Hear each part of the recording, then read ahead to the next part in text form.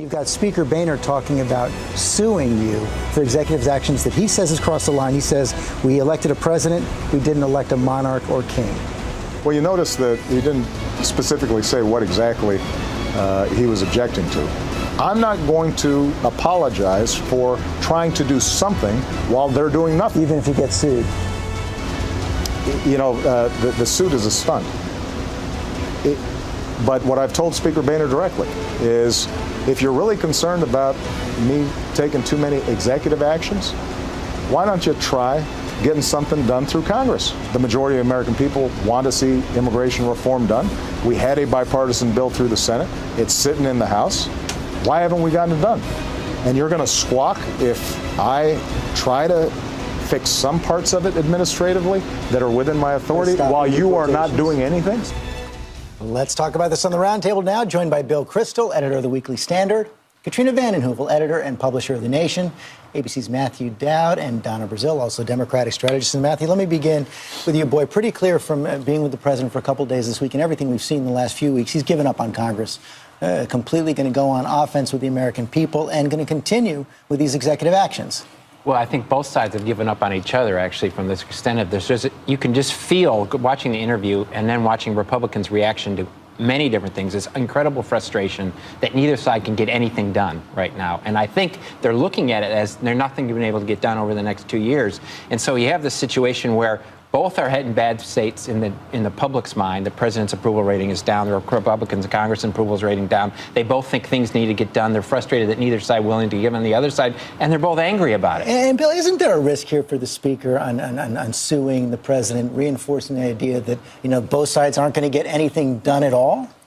Well, but this is a president who lost a 9-0 opinion in the Supreme Court precisely by overreaching on presidential power. But I agree. The lawsuit, I would not highlight that. I would say that the House of Representatives has the power of the purse. They have the power of legislation. They have the power of oversight. Those are the three primary ways, it seems to me, you check a president. And they're doing a decent job in some of those respects. But, Bill, this is they could do more. Now, there are times when the courts have to intervene, as in recess appointments.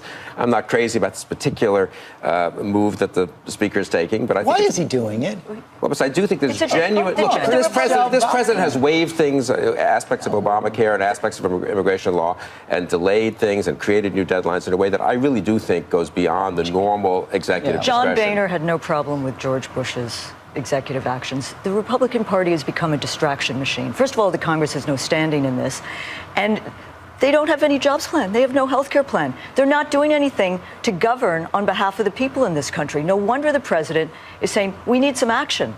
Let's get some minimum wage. Let's get immigration reform. Those are dead because of the relentless resistance to legislate, to compromise, to govern. You know, he's not the only. It's not only John Boehner who's turned around, though. Look at President Obama, and I'll bring this to Donna Brazile. When he was running for office back in 2008, he was the one talking about George Bush overreaching on executive power. Well, George Bush did, in terms of, you know, not just executive powers, but signing statements, 1,200. Right. I mean, compared to President Obama, who's been very cautious. In fact, one of the criticisms of President Obama from Democrats, liberals, progressives, is that he's not using his executive power. You have to go all the way back to Grover Cleveland back in 1885 to see an executive not used to pen to basically enact, you know, good progressive change. Look, the truth is that John Boehner is in a pickle. He's in a pickle because the Tea Party and the other parts of his base, they're restless. They want someone to check the president's power.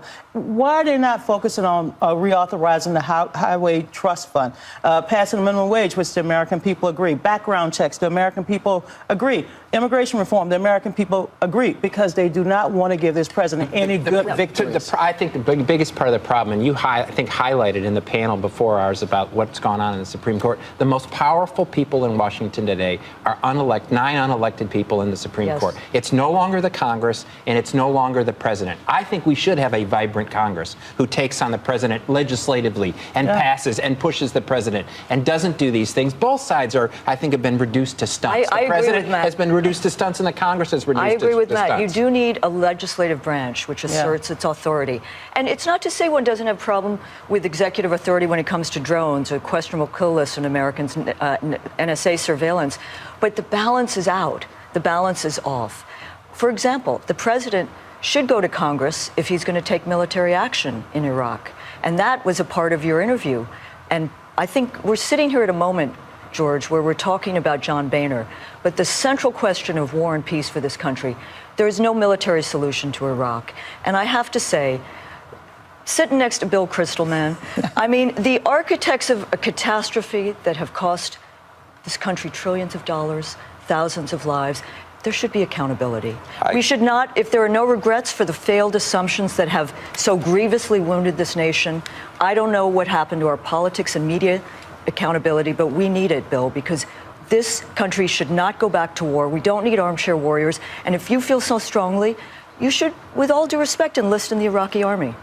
That's a very cute line, Katrina. But it's real. Look at the displaced. Thousands of people being killed. Can I just make a point? 1 million Iraqis have been displaced. You read that story, humanitarian aid. For what we have done to that country is a crime. We have done to that country what we did to that country. Katrina, let him respond. Let me respond. The President of the United States, President Obama, said at the end of 2011, we have a stable and peaceful Iraq, thanks to the sacrifices mostly of American soldiers and Marines, which we did. President Bush made mistakes. He was punished for those mistakes electorally, as he should have been in 2006 and perhaps in 2008.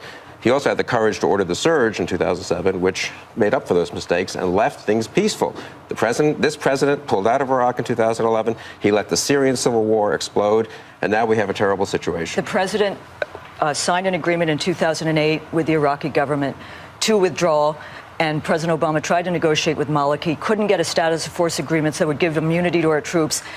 The issue now, and we were talking earlier, this country cannot pour more men, women, money into it. It needs a diplomacy. It needs tough political resolution and bringing the region together. Isn't that what the president's doing? I'd like to say, I worked for President Bush in his first election, helped him at the White House, worked in his second election, have a son who served in Iraq, 2 tours of duty in Iraq.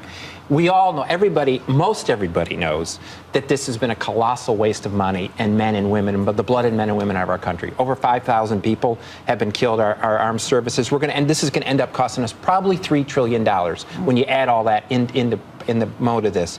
If we don't fix a first mistake by continuing to make a second mistake, and if you ask anybody that's an enlisted person in this, they will tell you that the only way this can be solved is you have to commit troops there for 100 years. Any enlisted person. That is not going to happen. That is not going to happen. And what we ought to do, and we're on the 100th anniversary, we were talking about, we're on the 100th anniversary of the killing of the Archduke, which brought us into World War I, where the borders of all of these countries were settled back then by European countries. We are continuing to reap the problem of that in the Middle East in this situation. And I, for one, don't think we should send another man or another woman over there in a mistake that was made in the first place. Get the last word and we'll take a break. All I believe is that at this point, the parliament is meeting tomorrow, on Tuesday in Iraq. They need to come up with a political settlement. Give the Sunni Arabs, the Shia Arabs, and the Kurds. They all have to sit down and share this power. But al-Maliki is a problem. As long as he's heading up Iraq, nobody's going to come together. The president seems to agree with that as well.